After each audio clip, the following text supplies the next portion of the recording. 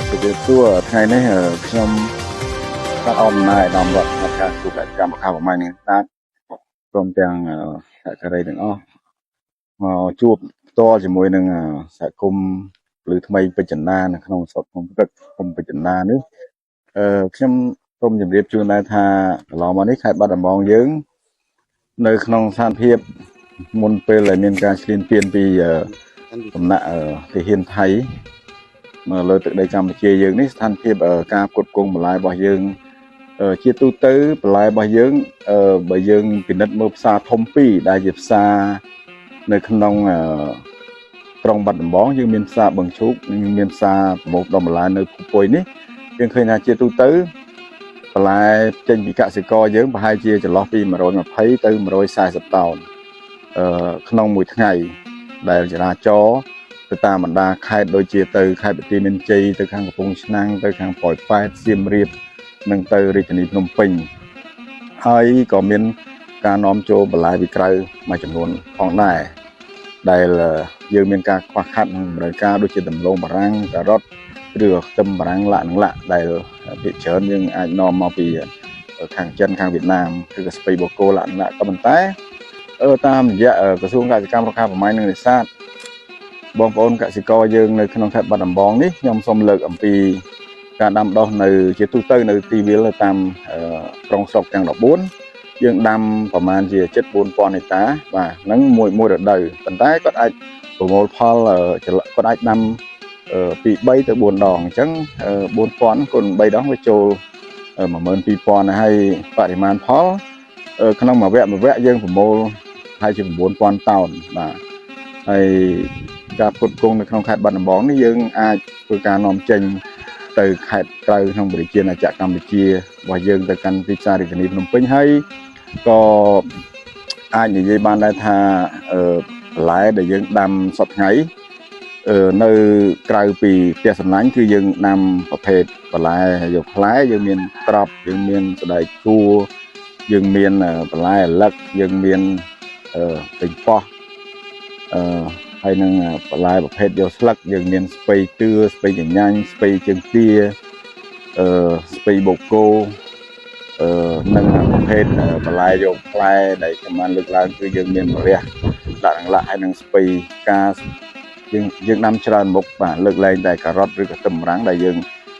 ស្ថានភាពដីក៏ដូចជាស្ថានភាពអាកាសធាតុមិនសូវអំណោយផលយើងអាចនាំពីខាងក្រៅខ្លះក៏ប៉ុន្តែសម្រាប់ក្រោយពីមានការបិទព្រំដែនបាទក្រោយពីមានការបិទព្រំដែនតាំងពីខែ7ខែទី9ខែ7មកយើងឃើញថាផលិតផលរបស់បងប្អូនកសិករនៅក្នុងខេត្តបាត់ដំបងយើងនេះគឺថាតម្លៃវាមិនមានការឡើងថ្លៃទេ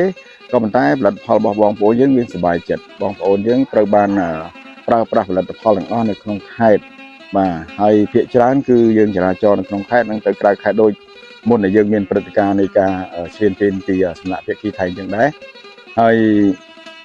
ដោយឡែកនៅក្នុងខេត្តបាត់ដំបងខ្ញុំជម្រាបជូនដែរថាយើងមានសហគមន៍ប្រហែលជាជិត80ក៏ប៉ុន្តែក្នុងនោះសហគមន៍បន្លែសុវត្ថិភាពដែលឆ្នើមដែលមានការគ្រប់គ្រងពីរាជរដ្ឋាភិបាលពីក្រសួងកសិកម្មរុក្ខាប្រមាញ់និងនេសាទគឺយើងមានសហគមន៍បន្លែធំពីរនៅក្នុងខេត្តបាត់ដំបងដែលឆ្នើមនៅក្នុងការផលិតបន្លែសុវត្ថិភាពដែលទទួលស្គាល់ទាំងទិដ្ឋភាពលើផ្នែកបច្ចេកទេសទាំងការងារគុណភាពពួកគាត់នេះដែលដាំបន្លែក្នុងផ្ទះសំណាញ់នេះយើងទទួលការបណ្ដុះបណ្ដាលអនុវត្តកសិកម្មល្អហើយចំការបន្លែម្ចាស់ចំការនីមួយៗនេះក៏ទទួលបានcertificate វិញ្ញាបនបត្រអនុវត្តកសិកម្មល្អមុនគេនៅក្នុងប្រជាជាតិកម្ពុជាគឺយើងចេញពីសហគមន៍តសៃសាមគ្គីហើយនៅទីនេះគឺជាសហគមន៍ពលិថ្មីពេជ្រចិន្តាដែលយើងមានរោងផ្ទះសំណាញ់នេះឥឡូវឡើងដល់512ខ្នងហើយបន្លែទាំងអស់នេះសប្តាហ៍ថ្ងៃកំពុងតែផ្គត់ផ្គង់គឺមែនតើទៅគឺមិនគ្រប់សេចក្តីត្រូវការទេព្រោះតម្រូវការគាត់អាចផលិតបន្លែបានប្រហែលជាចូល1000តោនក្នុងមួយឆ្នាំក្នុងមួយថ្ងៃអាចកាត់បានពីរៀងរាល់ថ្ងៃគឺផ្គត់ផ្គង់បាន2តោនកន្លះយើងមានស្ពៃក្តោបយើងមានស្ពៃផ្កាយើងមានសសក់យើងមានពេញប៉ោះជេរីយើងមានខាត់ណាដើមខាត់ណាប៉ោងបាទឡាក់ហើយតម្រូវការ បន្ថែមទៀតគឺគាត់ចង់បរិយាបន្ថែមឲ្យបាន1000ខ្នងមែនតើគាត់ចង់បាន1000ខ្នងដើម្បីគង់លើតម្រូវការទីផ្សារឃើញថាបន្ទាប់ពីមានការបិទព្រំដែនចលនានៃការគ្រប់គ្រងផលិតផលរបស់ក្នុងស្រុករបស់ប្រជាជនកម្ពុជាយើងជាពិសេសនៅបាត់ដំបងគឺមានការទទួលស្គាល់ហើយក៏មានការផ្សព្វផ្សាយតាមប្រព័ន្ធ social media ផ្សេងៗឃើញថាបងប្អូនយើងបានដឹងឮអំពីគុណភាពដោយសារសហគមន៍កសីសាមគ្គីនឹងពលឺថ្មីពេជ្រចិន្តានេះកសីសាមគ្គីយើងមានជិត350ខ្នងនេះយើងមាន512ខ្នងអញ្ចឹងសហគមន៍ធំពីរនេះដែលមានសមាជិកចូលរួមច្រើននេះក៏ប៉ុន្តែហើយយើងនៅគ្រប់ទេព្រោះបច្ចុប្បន្នទីផ្សារយើងមានទីផ្សារទំនើបនៅរាជធានីភ្នំពេញប្រហែលជាយើងមានផ្សារកិច្ចសន្យាមានប្រហែលជា17ហើយដោយឡែកផលិតផលទាំងអស់នេះត្រូវបានចរាចរលក់នៅតាមស្រុកដែលនៅជាប់ព្រំដែនរហូតដល់ខេត្តបន្ទាយមានជ័យដល់ប៉ោយប៉ែតបាទហើយនឹងឡើងជាច្រើនឡើងទៅកាន់រាជធានីភ្នំពេញសន្ទុះនៃការគ្រប់គ្រងបន្ទាប់ពីពួកចៅសៀនឈ្លានពានបន្ទាប់ពីយើងបិទព្រំដែនមកឃើញថាបងប្អូនយើងមានការផលខុសទទួលស្គាល់នៅផលិតផលហើយសម្រាប់ពួកខ្ញុំជាមន្ត្រីជំនាញនៃក្រសួងកសិកម្មរុក្ខាប្រមាញ់និងនេសាទរួមជាមួយអាជ្ញាធរមូលដ្ឋានអាជ្ញាធររដ្ឋបាលខេត្តយើងនឹងបន្តពង្រឹងលើផ្នែកបច្ចេកទេសដើម្បីឲ្យកសិករយើងមានលទ្ធភាពនៅក្នុងការគ្រប់គ្រងជីជាតិដីនៅក្នុងការធ្វើម៉េចឲ្យប្រើប្រាស់ទុនផលិតឲ្យទាបរួមជាមួយនឹងការប្រើប្រាស់ជីឬក៏ថ្នាំកសិកម្មក្នុងកម្រិតមួយស្តង់ដារអនុវត្តកសិកម្មល្អដែលអាចទទួលយកបានកាលណា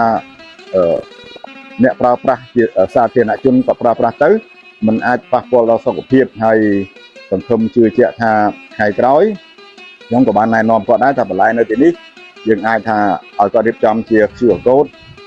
ហើយរៀបចំជា brand name របស់គាត់ដាក់លើថង់ដាក់លើកេសបិទផ្លាក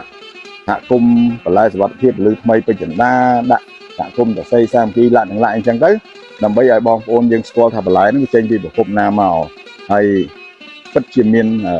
សុវត្ថិភាពដែលទទួលស្គាល់ដោយក្រសួងកសិកម្មដោយមន្ត្រីអង្គភាពជំនាញដែលជាអ្នកទទួលខុសត្រូវផ្ទាល់សម្រាប់សុខភាពសាធារណៈនេះហើយពួកខ្ញុំនេះនឹងបន្តគ្រប់គ្រងបន្តបដាបន្ថែមលើផ្នែកបច្ចេកទេសទាំងការងារគ្រប់គ្រងជីជាតិដីការងារគ្រប់គ្រងសត្វល្អិតជំងឺអីផ្សេងហើយធ្វើម៉េចឲ្យគាត់បានផលបានខ្ពស់រួមជាមួយនឹងការកាត់បន្ថយថ្លៃដើមផលិតហើយនឹងតាក់ទាញបន្ថែមទៀតទៅលើដៃគូអភិវឌ្ឍន៍នានាដែលគាត់មានបំណងចង់ជួយមកខាងសហគមន៍របស់យើងនេះគឺក៏បោះទុនវិនិយោគនៅទីនេះដើម្បីឲ្យចំនួនផ្ទះសំណាញ់នេះមានការកើនឡើងស្របតាមតម្រូវការនៃការប្រើប្រាស់បន្លែសុវត្ថិភាពបច្ចុប្បន្ននេះហើយខ្ញុំក៏អំពាវនាវដែរដល់បងប្អូនសាធារណជនជាពិសេសបងប្អូនជាប្រចាំកម្ពុជាយើងទាំងអស់សូមមេត្តាងាកមកប្រើប្រាស់នៅផលិតផលរបស់កសិករយើងក្នុងស្រុកពិតដែលយើងដាំនៅទីនេះជាក់ស្ដែងគេថាមិនមែននៅប្រទេសគេទេគឺនេះគឺនៅទឹកដីស្រុកភ្នំព្រឹកឃុំពេជ្រចិន្តាខេត្តបាត់ដំបងដែលជាសហគមន៍មួយមានភាពល្បីល្បាញទូទាំងប្រជាណាចក្រកម្ពុជាខាងផលិតបន្លែសុវត្ថិភាពហើយបងប្អូនអាច check មើលទៅតាមsuper store នៅភ្នំពេញនៅតាមផ្សារទំនើបនៅភ្នំពេញមួយចំនួនគឺមានលក់ច្រើនហើយប្រភេទបន្លែសុវត្ថិភាពដែលផ្គត់ផ្គង់ចេញពីទឹកដីខេត្តបាត់ដំបងយើងមានពីរសហគមន៍កសីសាមគ្គីនិងសហគមន៍ពលឺថ្មីពេជ្រចិន្តានេះហើយសង្ឃឹមជឿជាក់ថាបងប្អូននឹងបន្តគ្រប់គ្រងនិងប្រើប្រាស់ក្នុងស្មារតីមួយជាតិនិយមដើម្បីលើកកម្ពស់ផលិតផលរបស់យើងផងហើយទី2ដើម្បីផ្ដល់នៅឱកាសសម្រាប់បងប្អូនកសិករយើងទទួលបានប្រាក់ចំណូលខ្ពស់ហើយនឹងការអភិវឌ្ឍហើយទី3ក៏ចូលរួមចំណែកនៅក្នុងការអភិវឌ្ឍប្រទេសជាតិជាជាងយើងយកលុយពីកប៉ៅរបស់យើងទៅទិញពីក្រៅប្រទេសមកវាលុយវាហូរទៅក្រៅវាអត់នៅក្នុងនេះហើយនៅទីនេះបងប្អូនជាប្រវត្តិនៅទីនេះក៏គាត់អាចមានលទ្ធភាពនៅក្នុងការអភិវឌ្ឍនៅក្នុងមូលដ្ឋានរបស់គាត់អាចគិតគូររួមគ្នាជាមួយនឹងរដ្ឋបាលឃុំជាមួយភូមិ